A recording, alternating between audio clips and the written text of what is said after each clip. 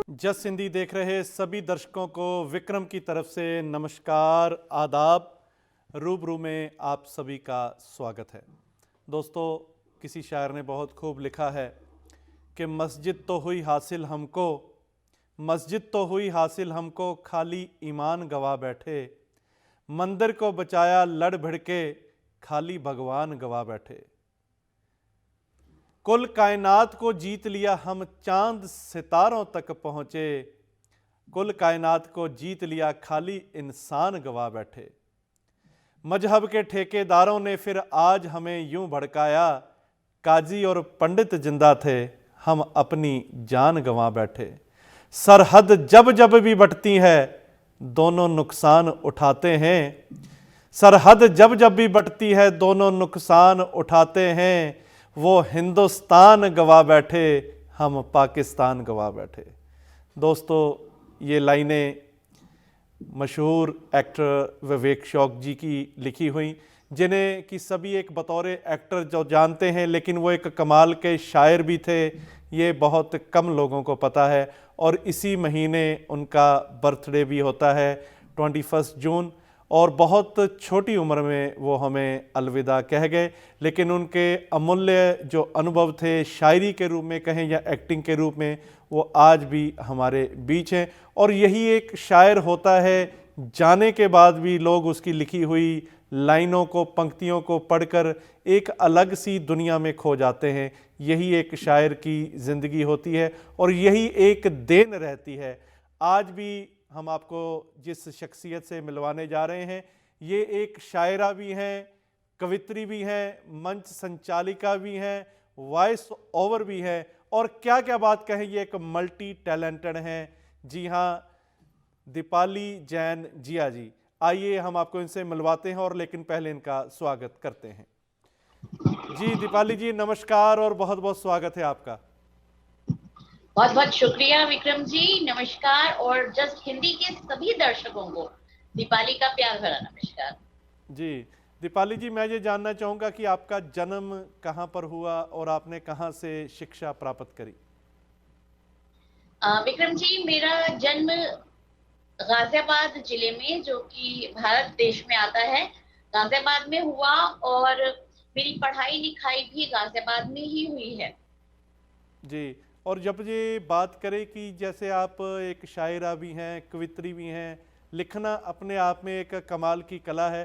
परिवार में कोई ऐसा आपको माहौल मिला, कोई और भी परिवार में लिखता था जिसके कारण आप में ये जो कह सकते हैं कि एक शौक जो है वो शुरू हुआ। विक्रम जी, देखा जाए तो हमारे परिवार में मैं पहली ऐसी शख्सियत हूँ, पहली ऐसी लड़की हूँ जिसे ये शायरी के कीड़े ने काट खाया है। वाह, और बल्कि ये और कहेंगे ये बहुत अच्छा काटा है, शायरी का कीड़ा जो है कमाल की, जो कहते हैं कि जी, कुछ जो एक बीमारियां अंदर से बड़ी वो एक अच्छी लत होती है। लग गई। और ये भी एक कमाल का है जो अपने आप में आपने कहा जो है। और जैसे आपने बात करी कि आप गाजियाबाद से बिलोंग करती हैं, मैं जबकि ये बात कहूँ कि जितने की शायरों को हम इंटरव्यू कर चुके हैं, ज़्यादातर शायर जी, यूपी के आज तक रहे हैं।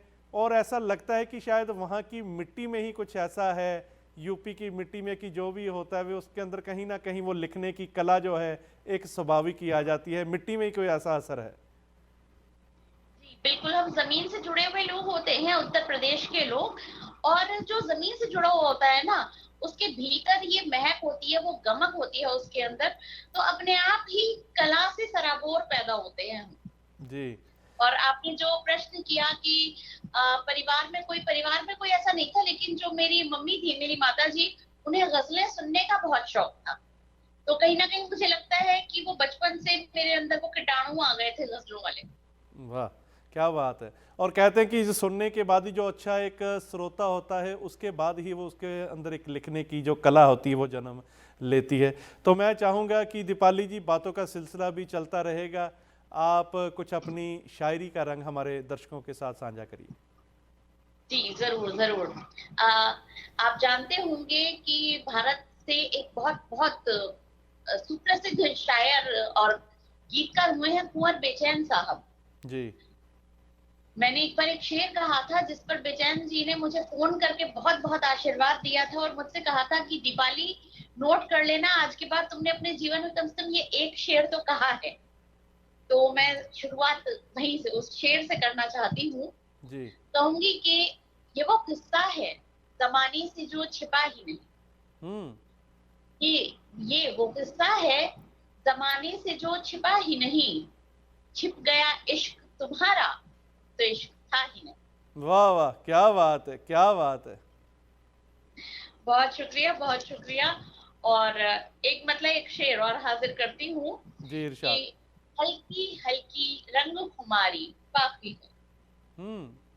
हल्की हल्की हल्की हल्की। रंग खुमारी बाकी है, दिल में अब भी याद तुम्हारी बाकी है। वाह वाह। हल्की हल्की रंग खुमारी बाकी है, दिल में अब भी याद तुम्हारी बाकी है। और बाकी सब तो खत्म हुआ लेकिन अब भी, कि बाकी सब तो खत्म खत्म हुआ हुआ। लेकिन अब भी थोड़ी थोड़ी इश्क बीमारी बाकी है। क्या बात है, क्या बात है, इश्क बीमारी बाकी है। बहुत सुंदर। बहुत शुक्रिया, बहुत शुक्रिया। वाह वाह, बहुत सुंदर। और जैसे और आपने कहा कि आप परिवार में एक कोई ऐसा माहौल नहीं था, कोई लिखता नहीं था, लेकिन फिर भी एक सुनने की कला थी, उसके कारण ही ये जी जो गुण है आप में प्रवेश कर गए। और उसके बाद अगर स्टार्टिंग की बात करें, कौन कौन से शायरों को आप सुनते थे, कौन कौन से कवियों को आप सुनते थे जिनको सुनकर आप पर भी ये प्रभाव पड़ा? जी, मेरी जब शुरुआत हुई लेखन की तो कुछ ऐसा हुआ परिवार में कि मैं थोड़ा मेरी शादी के 2-3 साल बाद ही मेरी माता जी का निधन हो गया। ओहो, और आई एम मैं सॉरी। डिप्रेशन में आ गई थी उस समय काफी ज्यादा, और ट्रीटमेंट के दौरान डॉक्टर ने मुझे सलाह दी कि मुझे लिटरेचर पढ़ना चाहिए। और जो मैंने पहली किताब खरीदी पढ़ने के लिए वो साहिर लुधियानवी साहब की किताब थी और फिराक गोरखपुरी साहब की किताब थी गजलों की। तो यहाँ से शुरुआत हुई, उन्हें पढ़ना शुरू किया। उसके बाद बशीर बद्र साहब की बहुत किताबें पढ़ी और जॉन एलिया साहब के बहुत मजमूए पढ़े मैंने। तो ये तो है जो पहले के शायर हैं हमारे, उन सबको पढ़ा।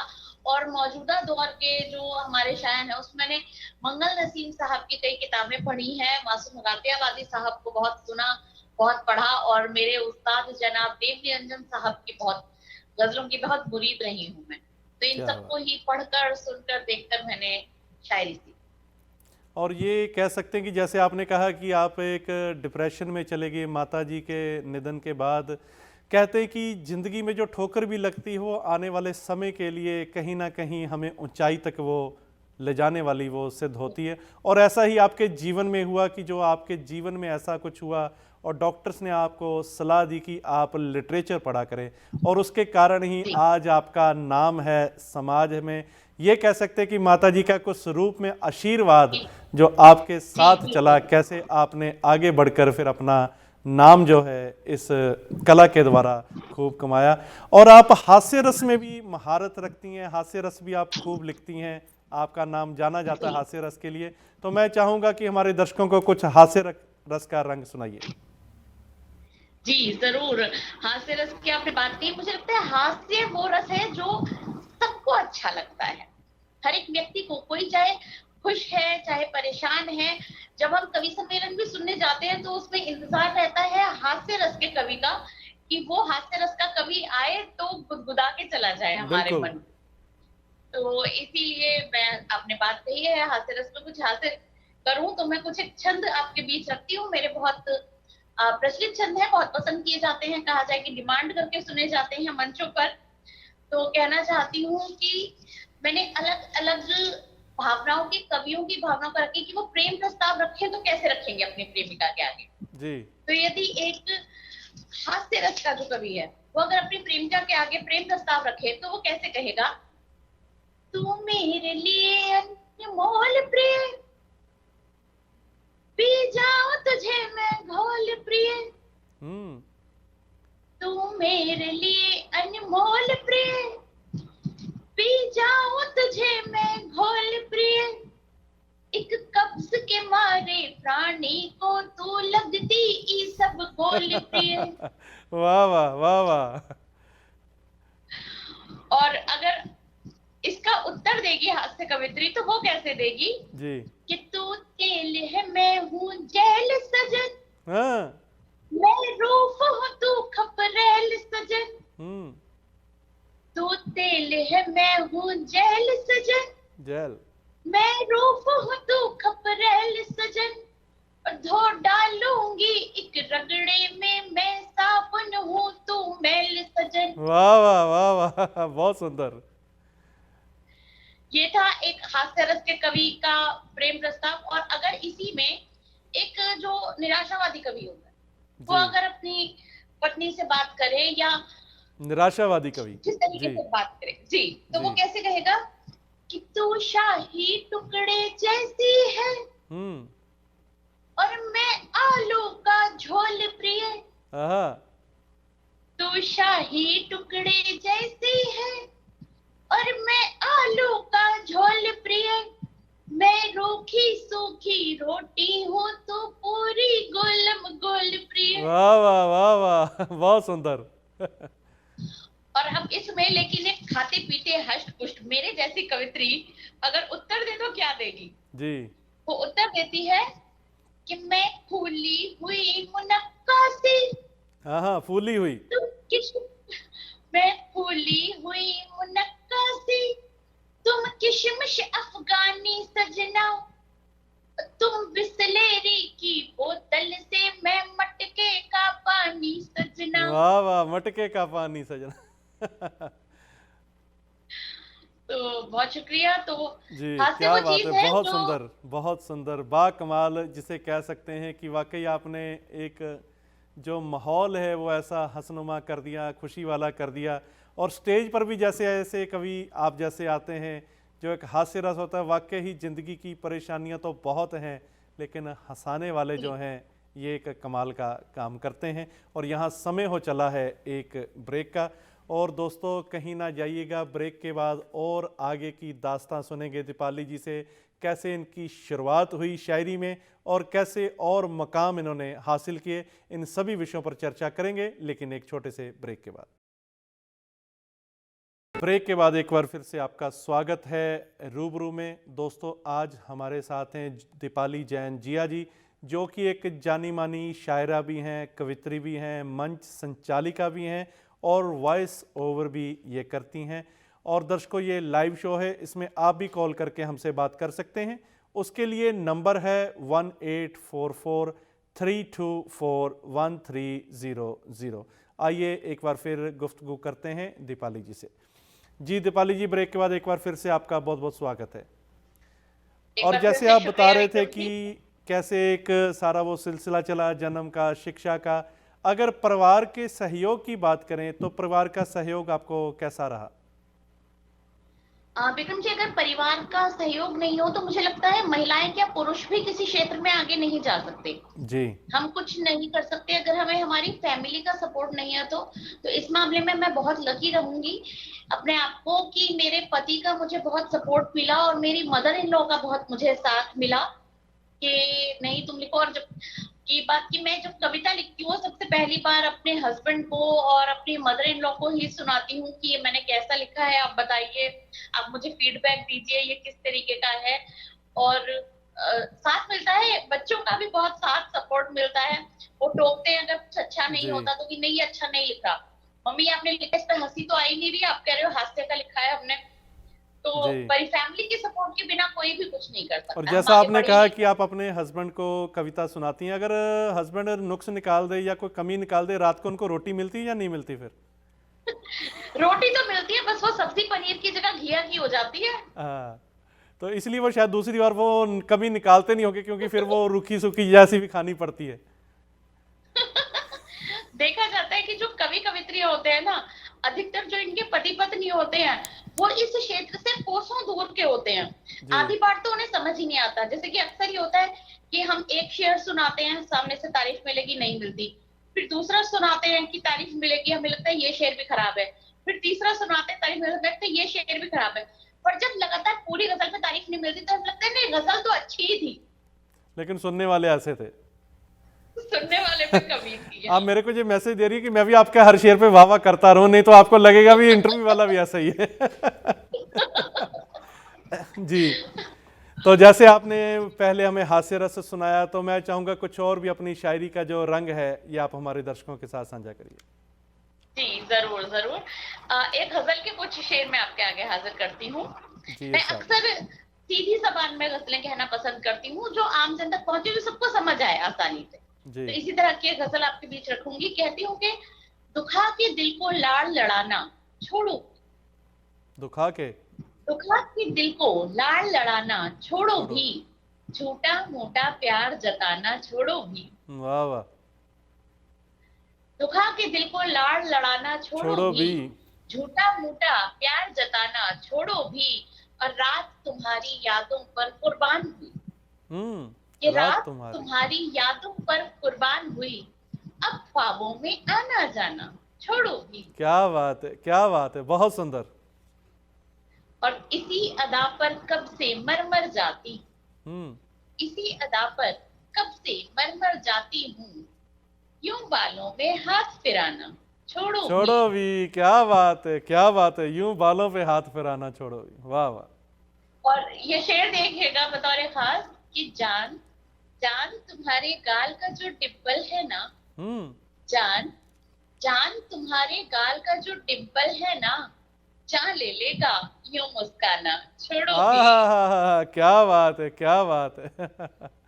ये शेर आपको नजर करती हूँ मैं जी। कि जान तुम्हारे गाल का जो डिम्पल है हाँ, ना, मैं डिम्पल देख रहा हूँ जान कहाँ ले है। लेगा वाह यूं वाह। मुस्काना छोड़ो भी।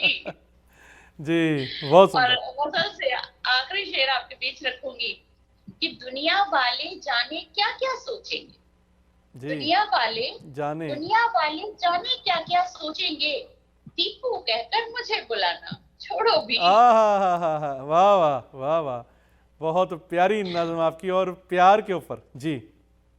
बहुत शुक्रिया, बहुत शुक्रिया। और एक नज्म से एक अंतरा और एक मुखड़ा आपके बीच रखना चाहती हूँ। मोहब्बत भरी नज्म है कि सबकी जिंदगी में एक पहला प्यार जरूर होता है, वो हम्म। हमें मिले या ना मिले, जी। चाहे वो हमारा क्रश हो या कुछ हो। तो अगर वो पहले प्यार की यादें ताजा हो जाए, वो पहला प्यार वापस हमारी जिंदगी में आ जाए, इस पर एक नज्म से एक मुखड़ा और अंतरा आपके बीच रखती हूँ कि पुरानी डायरी में कल हम्म। तुम्हारे खत का मिल जाए, आहा, पुरानी डायरी में कल तुम्हारे खत का मिल जाना, बड़ा मुश्किल हुआ है ऐसे में दिल को समझाना। क्या बात है। तभी से सोचती हूँ, तभी से सोचती हूँ कॉल करके पूछ लूं तुमसे, हम्म। तभी से सोचती हूँ कॉल करके पूछ लूं तुमसे, कहो क्या तुमको मेरी जिंदगी में फिर से है आना, क्या बात है, वाह वाह। तो मेरी जिंदगी में फिर फिर से से है आना। आना। और कभी तन्हाइयों में बैठकर मैं यूं भी करती हूँ, जी। तुम्हारी फेसबुक पर जाके थोड़ा घूम लेती हूँ, आहा, कभी तन्हाइयों में बैठकर मैं यूं भी करती हूँ, तुम्हारी। तुम्हारी फेसबुक पर जाके थोड़ा घूम लेती हूँ। और बिछड़ते वक्त तुमने हाथ जब मुझसे मिलाया था, हम्म। मैं अक्सर याद कर वो पल हथेली चूम लेती। क्या बात है, क्या बात है, बहुत सुंदर दीपाली जी, क्या बात है। और कहो, कहो क्या तुम भी मुझको इंस्टा पर फॉलो करते हो, हम्म। कहो, कहो क्या तुम भी मुझको इंस्टा पर फॉलो फॉलो करते करते हो, हो। तुम्हें मिलती है फुर्सत क्या मेरी खातिर ये बतलाना, आहा। पुरानी डायरी में कल तुम्हारे खत का मिल जाए। वाह वाह, वाह वाह, बहुत सुंदर, बहुत सुंदर। और सोशल मीडिया का भी आपने बहुत सुंदर शब्दों का इस्तेमाल बीच में किया। ये कह सकते हैं कि ये बहुत आप तो बिल्कुल कविता सुना बिल्कुल। गए, लेकिन किसी शायर के लिए ये कविता घर पे सुनाना ये भारी भी साबित हो सकती है। जी मुश्किल काम तो है, लेकिन ये हाँ। फैक्ट है जो मुझे लगता है कि जितने भी हम लोग, मतलब जितने भी लोग हैं, चाहे वो कवि है, शायर है, बिजनेस कोई भी है, उसने कभी ना कभी तो फेसबुक पर अपने पुरानी वाली या वाला ढूंढा ही होता है। जी। ये फैक्ट है। जी। क्यों विक्रम जी, ढूंढा तो आपने भी जी, होगा। इस विषय से हम थोड़ा आगे चलते हैं, फिर बात करेंगे कभी इस विषय से। जी।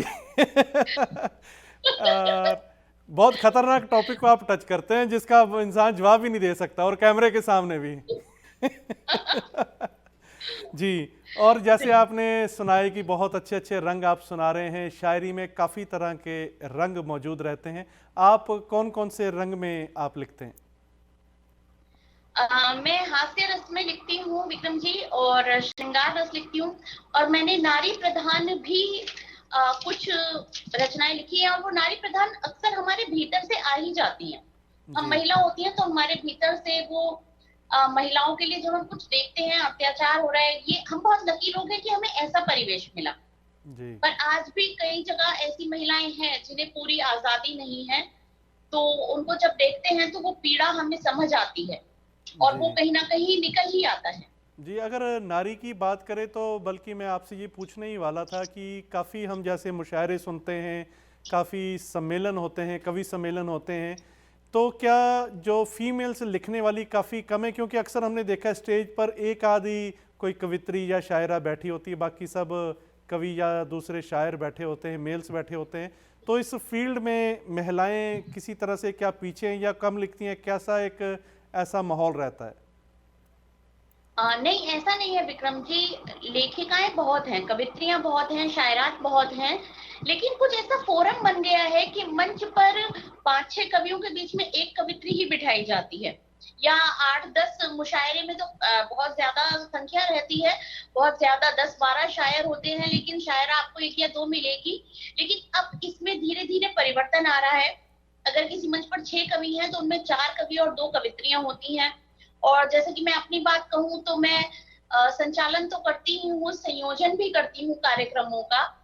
तो ये चीजें अब धीरे धीरे परिवर्तन आ रहा है, और निस्संदेह इस क्षेत्र में एक ड्रास्टिक चेंज भी बहुत जल्दी आपको देखने को मिलेगा।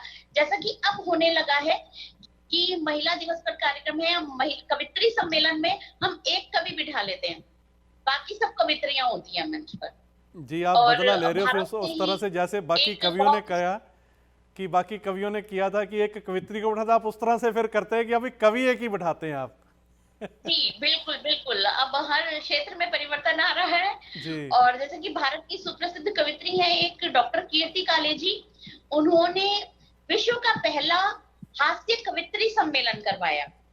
ये वाह। अपने आप में एक बड़ी बात है, और मेरा सौभाग्य है कि मुझे उसमें भाग लेने का, शिरकत करने का मौका मिला उस कार्यक्रम में, क्योंकि अभी तक कवि सम्मेलन, हास्य कवि सम्मेलन होते रहे हैं।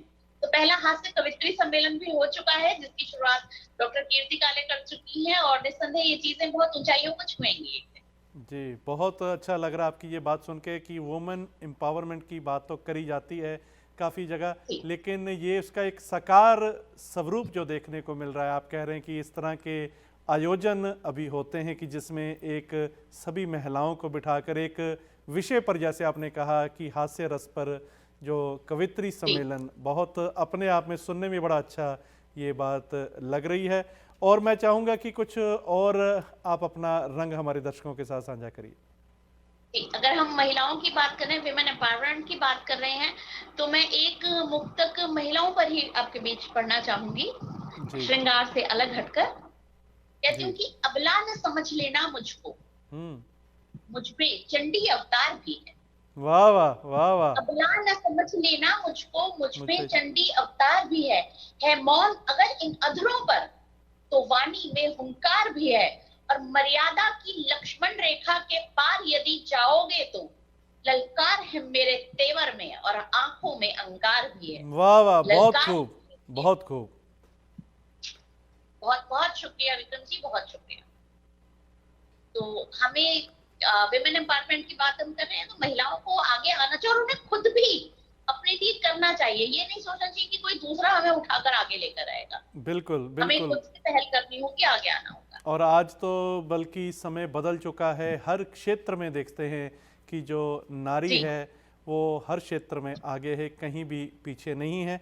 और यहाँ समय हो चला है ब्रेक का, और ब्रेक के बाद फिर आपसे जानेंगे आगे का हाल। और दर्शकों कहीं ना जाइएगा, बहुत जानकारी जो ऐसी एक कविता के माध्यम से, शायरी के माध्यम से हम तक साझा कर रहे हैं दीपाली जैन जिया जी, और इनके साथ और भी गुफ्तगू करेंगे, लेकिन एक ब्रेक के बाद।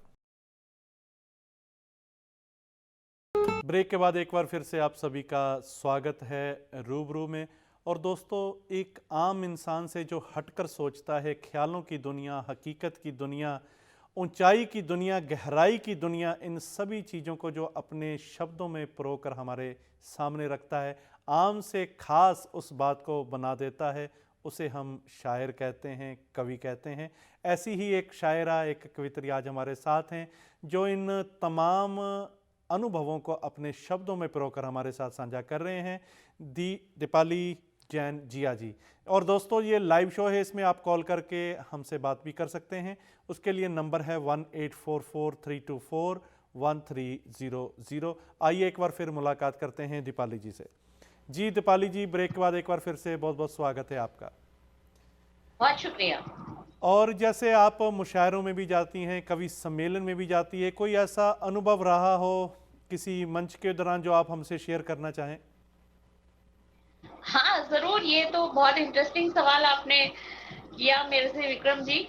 मैं अपने पहले मंच का अनुभव आपके साथ जरूर बांटना चाहूंगी। जी बहुत इंटरेस्टिंग अनुभव था। जब मैं पहले एक बड़े कवि सम्मेलन में गई, सन 2014 की बात है। उस जी समय मैं छंदमुक्त कविताएं लिखा करती, बहुत ज्यादा मेरे पास कविताएं नहीं थी, लेकिन हमको इधर उधर से सिफारिश लगा के चले जाते हैं कवि सम्मेलन में। ऐसे ही मैं भी सिफारिश लगाकर चली गई थी। जी। बड़ा कवि सम्मेलन था, रामलीला मैदान में था और लगभग 1000 के करीब ऑडियंस थी हमारे साथ। वाह।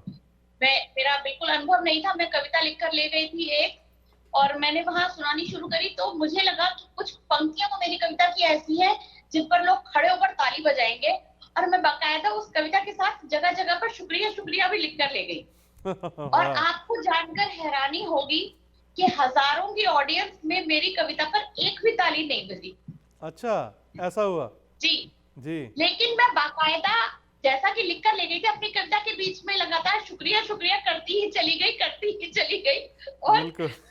पता नहीं कब वो गंभीर कविता हास्य कविता पे परिवर्तित हो गई और लोगों ने हंसना शुरू कर दिया कि ये क्या कर रही है। जी तो ये बड़ा अजीब सा अनुभव था, लेकिन हमें हर चीज से कुछ सीखने को मिलता है। तो उससे सीखने को मिला कि कभी ये भी मत सोचो, अपने आप नहीं सोचना चाहिए कि हमारी कोई कविता या कोई पंक्ति बहुत तोप है, क्योंकि जी। कुछ नहीं पता ऑडियंस का किस चीज के ऊपर क्या रिएक्शन आ जाए। वाह वाह वाह वाह।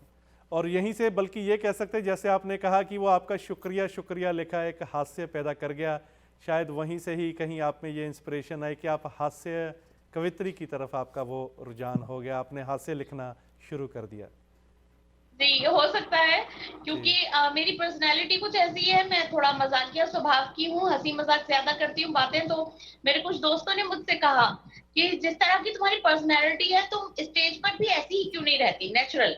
जी वाह वाह, तो बहुत खूब। वहीं से एक हास्य क्योंकि कवित्री जो का हमारे मित्र सिलसिला होते हैं, शुरू। हमारे दोस्त होते हैं, हमें वो खूब अच्छी तरह से पहचानते हैं। कई बार अपनी खूबी का खुद इंसान को नहीं पता होता, लेकिन वो जो हमारे साथ दोस्त रहते हैं, मित्र रहते हैं, वो हमें अच्छी तरह से जानते हैं और वो हमें प्रेरित करते हैं कि आप इस तरफ जाइए, ये आपके लिए बहुत अच्छा रहेगा। और वाकई आपके लिए ये अच्छा रहा, कारागर साबित हुआ। जी। जी जी जी, बिल्कुल बिल्कुल। और अगर कि इस जैसे समय आपने कहा कि एक आप मंच संचालिका की भी जिम्मेवारी निभाती हैं, क्योंकि मंच संचालिका एक बहुत बड़ा जिम्मेवारी का काम होता है, क्योंकि ये एक ऐसी फील्ड है जहाँ पे मंच संचालक जो होता है वो लोगों को सुला भी सकता है और जगा भी सकता है। तो आप ये जिम्मेवारी कैसे निभाते हैं? मैं नेचुरल रहती हूँ विक्रम जी। जो मेरी बातें करने की कला है, या ये कहिए कि ये गॉड गिफ्टेड है मेरे साथ बात, तो मैं बिल्कुल नेचुरल रहती हूँ। मैं कभी कोई ऐसा नहीं है कि कोई तैयारियां करके लेकर जा रही हूँ, कुछ कसीदे गढ़कर ले जा रही हूँ। जो होता है वहां पर, जो सामने देखती हूँ, उसी को अपनी बातों में पिरोती हूँ और वहीं से ही संचालन होता है। और ये ईश्वर की कृपा है मेरे ऊपर कि मेरे संचालन को बहुत ज्यादा पसंद किया जाता है, कि दीपाली एकदम लाइवली संचालन करती है, जीवंत रहता है जी। संचालन। एक मैं नमूने के तौर पर चाहूँगा कि मंच पर 10 कवि बैठे हैं और अगर आपने किसी कवि को बुलाना है तो उसको किस तरह से आप जी इंट्रोड्यूस कराएंगे, क्या वहाँ पर आप माहौल क्रिएट करेंगे? जी जरूर।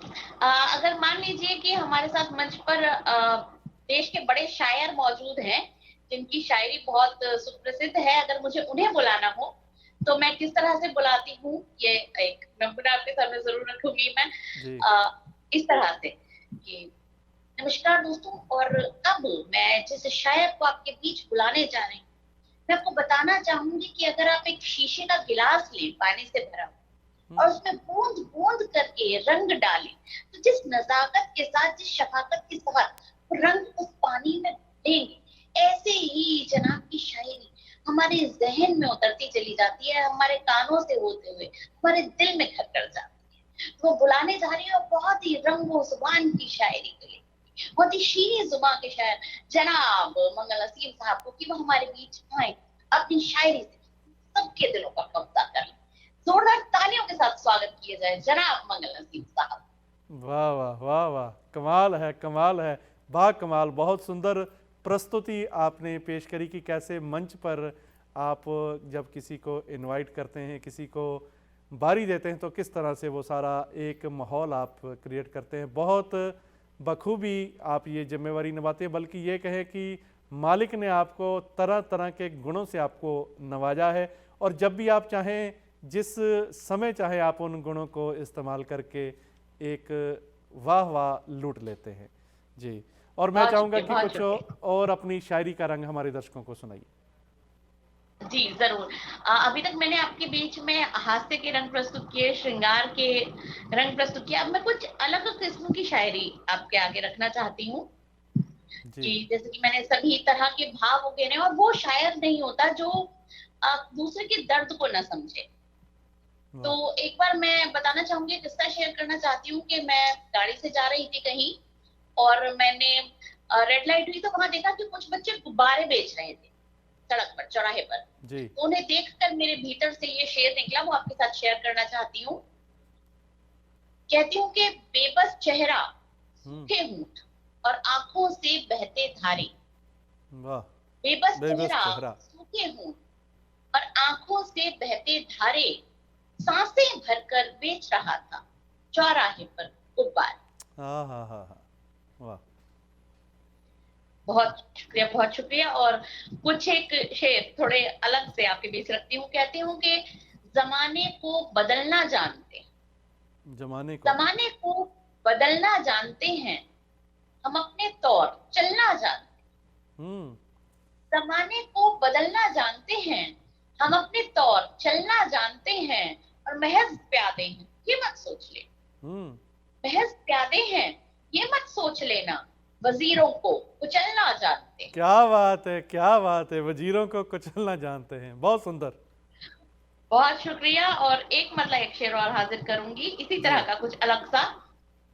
कहती हूँ कि साथ देता है सिर्फ मंजिल तक, साथ देता है सिर्फ मंजिल तक, रास्ता कब किसी का होता है। साथ देता है सिर्फ मंजिल तक, रास्ता कब किसी का होता है। संग रहना रदीफ के जैसे, संग रहना रदीफ के जैसे, काफिया कब किसी का होता है। क्या बात है, क्या बात है, वाह वाह वाह वाह, बहुत सुंदर जी। आपने अपने ही वो जो आपकी फील्ड है उसमें से आपने ये कमाल का ये जो कहते हैं कि छक्का मारा आपने जी। एक बार फिर से ये शेर हो जाए जी। साथ देता है सिर्फ मंजिल तक, रास्ता कब किसी का होता है। साथ देता है सिर्फ मंजिल तक, रास्ता कब किसी का होता है। संग रहना रदीफ के जैसे, काफिया कब किसी का होता है। बहुत खूब, बहुत खूब जी, वाह वाह। और जैसे आपने कहा कि अलग अलग रंग जो हैं आप ऐसे जो मंच पर सुनाते हैं, तो मंच पर एक कैसा एक माहौल रहता है। एक ऐसे अगर फीमेल्स की बात करें तो कितनी मुश्किलें आती हैं जब आप मंच पर जाते हैं, या कैसे एक स्ट्रगल का वो टाइम रहता है? हाँ, थोड़ा सा मुश्किल तो रहता है विक्रम जी। देखिए, पहली चीज तो ये रहती है कि हमें थोड़ा सा सलीके से ज्यादा रहना पड़ता है महिलाओं जी, पुरुषों की तुलना में। हमारा वार्डरोब हम किस तरीके का चुनते हैं, हम खुद को किस तरह से रिप्रेजेंट करते हैं, ये बहुत मायने रखता है। और बहुत सारी चीजें, जैसे कि वो अक्सर कहा जाता है ना कि लड़की मुस्कुराकर भी देख ले तो लड़का शेरवानी का नाप देने चला जाता है जी। वाह, तो इस चीज का बहुत ख्याल रखना पड़ता है कि हम किस तरह से बात कर रहे हैं, सामने वाले से उसे गलत सिग्नल्स तो नहीं लग रहे हैं हमारी तरफ से। और जो श्रृंगार होता है या हास्य होता है, इसमें एक मजाक के और अश्लीलता के बीच एक बहुत बारीक सी लाइन होती है जी, उसका बहुत ख्याल रखना पड़ता है कि हम उसे किस तरीके से निभाते हैं जी। तो ये कई चीजें होती हैं जिनका ध्यान रखना होता है हमें, और एक महिला के तौर पर। और घर परिवार की जिम्मेदारियां हैं, पुरुष अपना सीधा चल देते हैं, कि जाना जी है, जो वर्किंग है वो ऑफिस से आएंगे तब चल देंगे, लेकिन एक महिला होने के नाते मैं जानती हूँ कि मुझे ये मालूम है कि मैं घर पर मेरे बच्चे हैं या मेरे पति हैं, मेरी मदर इन लॉ है, कि उनके खाने का इंतजाम भी होना चाहिए। वो मेरे पीछे कैसे रहेंगे। कई बार चैलेंजेस आ जाते हैं कि नेक्स्ट डे बच्चों का पेपर है और पहले दिन हमारे को सडनली एक कवि सम्मेलन में जाना है या टीवी शूट पे जाना है, उसमें तो 8-8 10 घंटे लग जाते हैं। तो वो चीज कैसे मैनेज करनी है, तो ये चैलेंजेस तो लेडीज के साथ रहते हैं। क्या जी और आप वॉइस ओवर भी करती हैं, वॉइस ओवर कैसे करती हैं, इसमें क्या रहता है, इसके बारे में चर्चा करेंगे लेकिन एक ब्रेक के बाद। और दोस्तों कहीं ना जाइएगा, बहुत सुंदर शायरी के हम रंग श्रवण कर रहे हैं दीपाली जी से, और भी रंग श्रवण करेंगे लेकिन एक छोटे से ब्रेक के बाद। ब्रेक के बाद एक बार फिर से रूबरू में आपका स्वागत है। आज हमारे साथ हैं दीपाली जी, जो कि एक जाना माना नाम है शायरी में, कविता में, मंच संचालन में। आइए एक बार फिर इनके साथ मुलाकात करते हैं। जी दीपाली जी, एक बार फिर से बहुत बहुत स्वागत है आपका। और जैसे कि ब्रेक पे जाने से पहले मैंने आपसे पूछा था कि आप वॉइस ओवर भी करती हैं, वॉइस ओवर में एक क्या क्या रहता है और किस तरह से करती हैं आप, कुछ इसका भी रंग हमारे ऑडियंस के साथ, व्यूअर्स के साथ साझा करिए। जी जरूर विक्रम जी। वॉइस ओवर के लिए अधिकतर ये होता है कि जैसे कोई प्रोडक्ट है उसकी मार्केटिंग का क्या एड बनाना होता है, और वो हमें मैटर लिख कर दे देते हैं थोड़ा सा, और बाकी अपने तरफ से इन्फ्लुएंस करना होता है कि किस तरीके से मैं उसका प्रचार प्रसार कर सकती हूँ। जैसे कि सपोज मेरे पास कोई पेन है, ये पेन मेरे हाथ में है, शायद देख पा रहे होंगे आप। जी जी मुझे इसके लिए मार्केटिंग ऐड करना है, तो मैं किस तरह से करूंगी इसको। जी देखिए, स्काई के पेन खूबसूरत डिजाइन के साथ आकर्षक रंगों में मौजूद स्काई के पेन एक बार लिखेंगे तो लिखते चले जाएंगे, लिखते चले जाएंगे, युगों का अंत हो जाएगा, लेकिन स्काई पेन के रिफिल का अंत कभी नहीं होगा। और आज ही खरीदे स्काई पेन तो पाए एक के साथ एक मुफ्त। तो देर ना करें, जल्द से जल्द खरीदें स्काई पेन। वाह वाह वाह वाह, बहुत तो खूब बहुत खूब। जी जी जी, कमाल का टैलेंट आपको मालिक ने बख्शा है। अलग अलग रंग में आप महारत रखते हैं और सभी रंगों में आप कमाल करते हैं। जी। शुक्रिया। और अगर दोबारा से आपकी शायरी की तरफ आएँ, लोग अक्सर ये बात कहते हैं कि जो पुराने समय की शायरी थी बहुत कमाल की हुआ करती थी। आज की शायरी और पुरानी शायरी में आप क्या अंतर महसूस करते हैं? जी अच्छा सवाल पूछे विक्रम जी। दरअसल पुरानी शायरी जो होती थी वो थोड़ा गूढ़ होती थी, कि उर्दू के जो लफ्ज हैं उनका बहुत ज्यादा समावेश रहता था, गहराई रहती थी। लेकिन जो आजकल का जो यूथ है वो नई चीजों को देखना सुनना चाहता है, वो चाहते हैं कि कुछ नया जुड़े, जमाने से जुड़ा हुआ हो, आज की जनरेशन से जुड़ा हुआ हो। तो ये एक फर्क रहता है पुरानी शायरी में और आजकल की शायरी में। और पहले कहा जाता था कि गजल जो है वो मोहब्बत की बात करती है, जी लेकिन अब ऐसा नहीं है। अब हर एक फील्ड की बात कर रही है गजल। हालांकि मैं श्रृंगार की कवित्री हूँ, मैं गजलें जो है वो अधिकतर प्रेम की बातें ही करती हूँ, लेकिन नई चीजें डाली है मैंने भी अपनी शायरी में, कुछ आपके बीच रखना चाहूंगी। जी बिल्कुल जी। जैसे शेर है कि सोच रही हूँ क्यों अपने से लगते हो, सोच रही हूँ सोच क्यों। रही हूँ क्यों अपने से लगते हो, अच्छा साइड फेस से उसके जैसे दिखते हो। वाह वाह।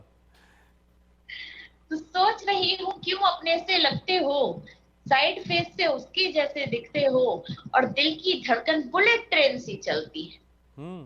दिल की धड़कन दिल की धड़कन बुलेट ट्रेन सी चलती है, जब बालों में हाथ फिराया कर। हा, क्या बात है। वाह। और बालों को रंगने की उम्र में आ पहुंची। हाँ, बालों को रंगने की। बालों को रंगने की उम्र में आ पहुंची, सच बतलाना अब भी मुझ पे मरते हो। क्या बात है, क्या बात है। सुंदर, अति सुंदर। बहुत शुक्रिया। और कुछ एक शेर और नए रंग में ढले हुए कहना चाहती हूँ कि तुम्हारे पास आना चाहती हूँ, हम्म। तुम्हारे पास आना चाहती हूँ, मैं फिर गुजरा जमाना चाहती हूँ। क्या बात है। तुम्हारे पास आना आना चाहती चाहती हूँ, हूँ। मैं फिर गुजरा जमाना चाहती हूँ। और नहीं है सुनने में इंटरेस्ट तुमको, हम्म। नहीं है नहीं है सुनने में इंटरेस्ट तुमको, मगर मैं तो सुनाना चाहती हूँ। हाँ हाँ हाँ, वाह। मगर मैं तो सुनाना सुनाना चाहती हूँ, और चाहती हूँ। कभी गलती से एक मिस कॉल दे दो, हाँ, कभी गलती से एक मिस कॉल दे दो। सुनो, मैं एक बहाना चाहती हूँ, वाह वाह वाह, बहुत सुंदर। और निकल भी आओ फोटो से किसी दिन, हम्म। निकल भी आओ फोटो से किसी दिन, मैं एक हसरत मिटाना चाहती वाह वाह वाह वाह, बहुत खूब दीपाली जी। हूँ। और कुछ एक शेर थोड़े से नॉटी टाइप के, जी तो यूथ बहुत पसंद करता है इस तरह की शायरी को। वो आपके बीच रखूंगी। मैंने लिखे थे कि मैं एक लेडीज क्लब में एक बार संचालन कर रही थी, वहां मैंने ये सुनाए थे उन लेडीज को डिनर करते हुए कि अभी तक हॉट लगती है ये अभी 40 तक। साल की लड़की, हाँ, अभी तक। अभी तक हॉट लगती है ये 40 साल की लड़की, गुलाबी नोट लगती है ये 40 साल की लड़की, क्या बात है, वाह। अभी तक हॉट लगती है ये 40 साल की लड़की, गुलाबी नोट लगती है ये 40 साल की लड़की, और नजर भर देख लोगे तो नशा हो जाएगा तुमको, नजर भर देख कि लोगे तो। नजर भर देख लोगे तो नशा हो जाएगा तुमको, टकीला शॉट लगती है ये 40 साल की लड़की। वाह वाह, टकीला शॉट लगती है, क्या बात है। आपने तो शायरी में नशा भर दिया जी।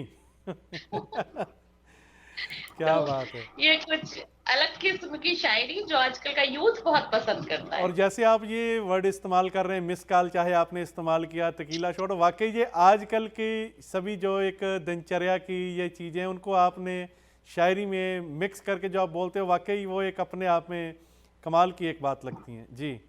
जी। जी, कुछ और सुनाने वाले थे आप यूथ के लिए?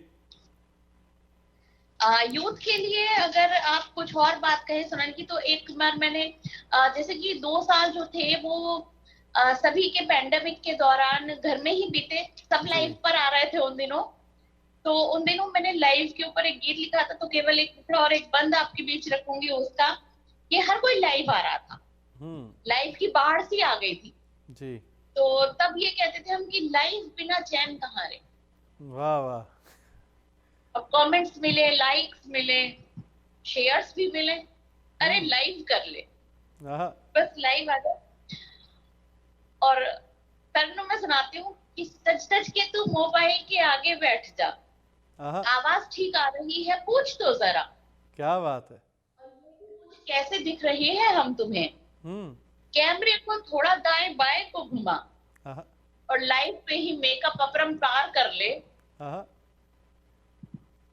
कि लाइव पे ही मेकअप अपरंपार अपरंपार कर कर ले, ले। लाइव बहुत बिना चैन कहाँ रे, क्या बात है, अरे लाइव क्या कर बात है, ले। बहुत सुंदर दीपाली जी। जी, और वाकई जैसे आपने कहा कि 2 साल वो ऐसे बीते और लाइव होके सारे जो है वो काम हो रहे थे, बल्कि ये भी था कि उस समय मुशायरे भी एक लाइव होकर जूम पर ऐसे मुशायरे भी हो रहे थे। मुशायरे और कवि सम्मेलन तो बहुत बहुत हुए हैं, जी बहुत हुए हैं मुशायरे और कवि सम्मेलन लाइव उन दिनों। जी जी। बल्कि ये कहें कि उस समय भी एक फिर भी जो दुनिया एक डर चुकी थी, भय का माहौल था, ऐसे समय में भी एक खुशनुमा माहौल बनाने के लिए जो टेक्नोलॉजी थी ये एक सहायक सिद्ध हुई। उस समय भी लोगों को एक दूसरे के साथ जोड़ने के लिए, कनेक्ट करने के लिए बहुत नहीं, उपयोगी ये ये आपने सारी बहुत चीज़ें साबित अच्छी हुई। बात कही टेक्नोलॉजी की। और मैं बताना चाहूंगी आपको एक चीज, कि मैंने जब शायरी की शुरुआत की, जब मुझे शायरी नहीं आती थी जी बिल्कुल भी, मैं तो बंदियां किया करती थी, तो मैं एक फेसबुक ग्रुप से जुड़ी जिसका नाम हुआ करता था महफिले शायरी। जी। और जो मेरे उस्ताद हैं जवाब देव निरंजन साहब, वो मुझे उस ग्रुप में ही मिले, और मैंने एक शेर लिख कहा, तो मैंने उनसे पूछा, मैंने कहा ये कैसा शेर है, उनका ये शेर कहाँ है। हम्म। तो तब मैंने उनसे कहा, मैंने कहा आप मुझे सिखाइए, मैं सीखना चाहती हूँ। और ये टेक्नोलॉजी का कमाल है कि मेरे जो उस्ताद साहब है वो मध्य प्रदेश में रहते हैं, और उन्होंने मुझे वहीं से शायरी सिखाई। वाह, क्या बात है जी। और ये एक अच्छे उस्ताद की भी ये कह सकते हैं कि ये बात होती है कि बिल्कुल वो कैसे एक आप में वो जो कमी निकाल के कैसे एक वो उस चीज़ को सुंदर बनाना फिर सिखाता है। और आप में भी ये बात रही कि आपने उस चीज़ को एक्सेप्ट किया और आज आप उसी के कारण जो है वो सारी चीज़ें, आप बहर कैसे होता है, रतीफ़ काफ़िया कैसे होता है, वो आप इस चीज़ में निपुण हो पाई। ये उसी का कारण एक सारा कुछ संभव हो पाया। जी। जी और अगर आज के समय में दीपाली जी यूथ की बात करें, यूथ कितना का कनेक्ट है मुशायरों के साथ, कवि सम्मेलन के साथ आज का यूथ?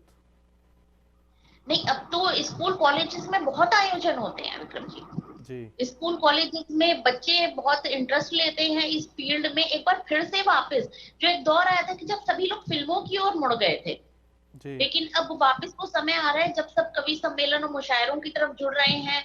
कोई स्टैंड अप कॉमेडी पसंद करते हैं, कविताएं सुनना पसंद करते हैं, शेरो शायरी पसंद करते हैं, बहुत इंजॉय करते हैं।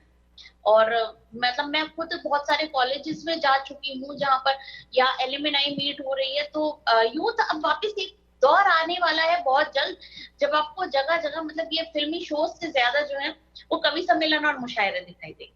जी। और बल्कि ये एक हमारी सभ्यता है, हमारा एक ऐसे विरसा जिसे कह सकते हैं कि है, कैसे एक हमारे खून में ये चीज़ें सारी वो पाई जाती हैं कि किस तरह से ऐसा एक माहौल हुआ करता था, रंग हुआ करता था। और बहुत ये जानकर खुशी हुई कि फिर से वो दौर जो है, आप कह रहे हैं कि दोबारा से मुशायरे भरने शुरू हो गए, कॉलेजेस में ऐसे प्रोग्राम्स होते हैं। और यहाँ समय हो चला है दीपाली जी इस प्रोग्राम को यहीं समेटने का। और मैं चाहूँगा जाते जाते कुछ और आप जो कमाल के शेर हैं वो हमारे एक दो दर्शकों के साथ आप साझा करिए। जी, मैं जाते जाते मैंने अभी तक आपको तरन्नुम में कुछ नहीं सुनाया, तो मैं एक 4 पंक्तियां तरन्नुम के साथ आपको सुनाकर विदा लेना चाहूंगी। जी तुमने बांधा है खुद को हदों में, हूँ समर्पित मैं पूरी की पूरी, वाह। दो कदम मैं चलूं, दो कदम तुम, तब मिटेगी दिलों की ये दूरी। दूरी, बहुत खूब बहुत खूब। इश्क बेहद है, बेइंतहा है, फिर है क्यों चुप्पियां बीच अपने, आहा। आओ मिलकर करे अब मुकम्मल, आओ मिलकर। मिलकर करे अब मुकम्मल, बात जो रह गई थी अधूरी, अधूरी, क्या बात है, क्या बात है। बात जो रह गई थी अधूरी। बहुत सुंदर, बहुत सुंदर। Thank you so much Deepali ji. आपने हमारे बीच में आकर हमारे दर्शकों को इतना ज़्यादा प्रोत्साहित भी किया और इतना अच्छी अच्छी आपने चीज़ें सुनाई, उसके लिए हम आपका तहे दिल से शुक्रिया अदा करते हैं। Thank you so much Deepali ji. बहुत शुक्रिया विक्रम, बहुत शुक्रिया, धन्यवाद। जी धन्यवाद। और दर्शकों, ये थे दीपाली जी जिन्होंने कैसे अपने आप को हर रंग में जो है एक निपुणता दी, कैसे अभी माहौल रहा, अगर दुख भी आया जीवन में तो उस दुख से भी प्रेरित होकर कैसे उस दुख को शब्दों में बांधना शुरू कर दिया और ऐसा बांधा कि लोगों के दिलों पर जो है राज करने लगी। और दर्शकों, आप हमसे बात करने के लिए हमें ईमेल भी कर सकते हैं। हमारा ईमेल है info@justbroadcasting.com एंड vikram@justbroadcasting.com। कल फिर मिलेंगे एक नई सोच के साथ, एक नए गेस्ट के साथ। आज के लिए विक्रम को दीजिए इजाज़त। नमस्कार, धन्यवाद।